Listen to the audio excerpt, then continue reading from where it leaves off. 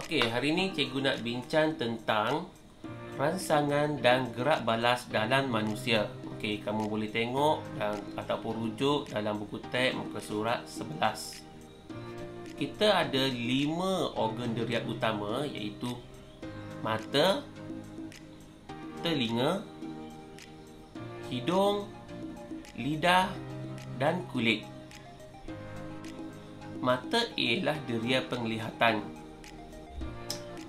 Organ mata terdiri daripada otot silia, kanta mata, sklera, koroid, retina, bintik kuning, saraf optik, bintik buta, gelemaca, konjaktiva, gelemai, pupil, iris, kornea dan ligamen penggantung. Kamu boleh baca setiap fungsi struktur mata tersebut di dalam buku teks sains muka surat 12. Okey, di dalam bahagian retina terdapat 2 fotoreseptor, iaitu reseptor rod dan juga reseptor cone. Ia juga dikenali sebagai sel rod dan juga sel cone. Sel rod ia peka terhadap keamatan cahaya, manakala sel cone ia peka terhadap perubahan warna.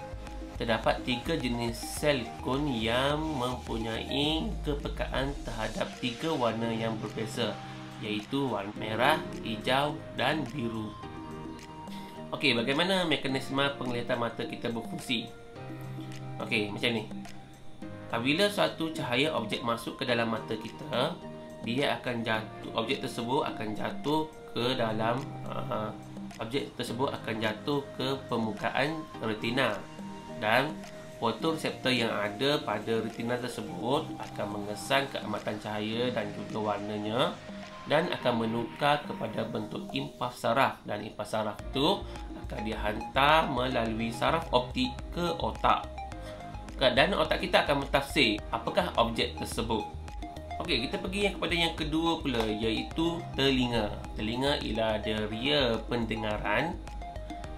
Kita boleh bahagikan telinga itu kepada 3 bahagian, iaitu telinga luar, telinga tengah dan telinga dalam. Okey. Telinga luar terdiri daripada cuping telinga dan salur telinga.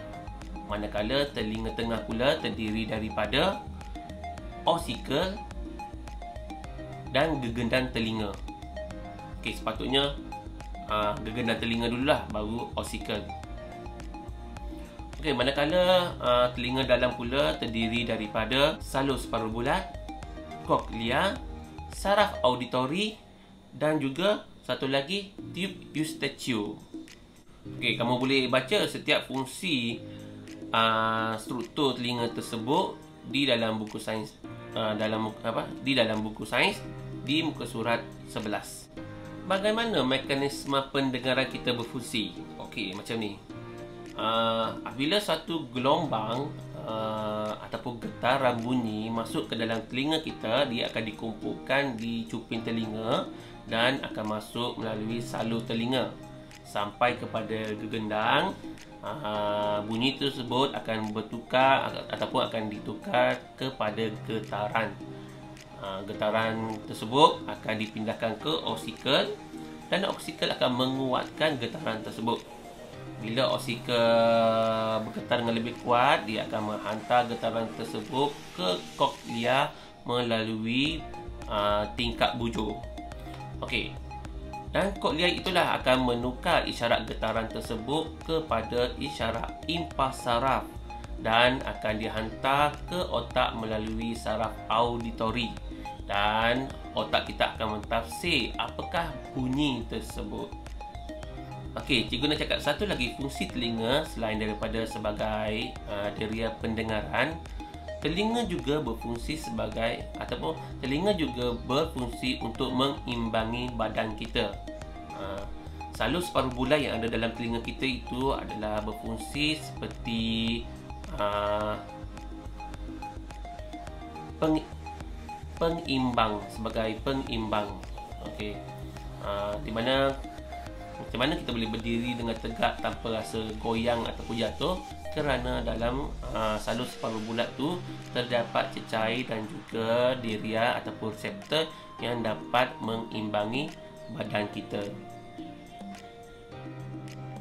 Okey, organ diria kita yang ketiga ialah hidung. Hidung kita gunakan untuk mengesan bau. Bagaimana mekanisme bau kita berfungsi? Di dalam atas rongga hidung kita terdapat reseptor bau yang terus bersambung ke otak. Apabila bahan kimia yang selalunya ada di dalam udara masuk ke dalam rongga hidung kita, dia akan larut di dalam mukus yang ada di dinding-dinding rongga hidung kita. Apabila dia larut di situ, maka reseptor bau tersebut dapat mengesan dan menukarkan isyarat tersebut kepada impas saraf untuk dihantar ke otak, dan otak akan mentafsir maklumat yang sampai itu untuk mengetahui apakah bau yang kita hidu tersebut. Lidah adalah organ diria kita yang keempat, iaitu untuk mengesan rasa. Di atas permukaan lidah kita terdapat bintik-bintik yang kita kenalinya sebagai tunas rasa. Di dalam tunas-tunas tersebut terdapat sel-sel reseptor rasa. Apabila bahan kimia yang ada di dalam makanan larut di dalam air dan dapat dikesan oleh sel-sel rasa, maka dia akan menghantar ke otak dalam bentuk impas saraf untuk mentafsir rasa yang terdapat pada lidah tersebut. Otak kita dapat mentafsir 5 rasa utama, iaitu masam, masin, manis, pahit dan umami. Okey, organ diria kita yang terakhir ialah kulit. Kulit adalah organ yang paling besar di dalam badan kita. Terdapat 5 reseptor utama di dalam kulit yang dapat mengesan rasa yang berlainan. Reseptor sejuk adalah untuk mengesan sejuk. Reseptor panas adalah untuk mengesan rasa panas. Reseptor sakit untuk memberi isyarat sakit apabila berlaku kecederaan pada kulit kita. Reseptor sentuhan adalah untuk mengesan sentuhan pada kulit kita, manakala reseptor tekanan adalah untuk mengesan tekanan ataupun sebaran tekanan pada anggota badan kita ataupun kulit kita sendiri. Okey, sekian saja daripada cikgu.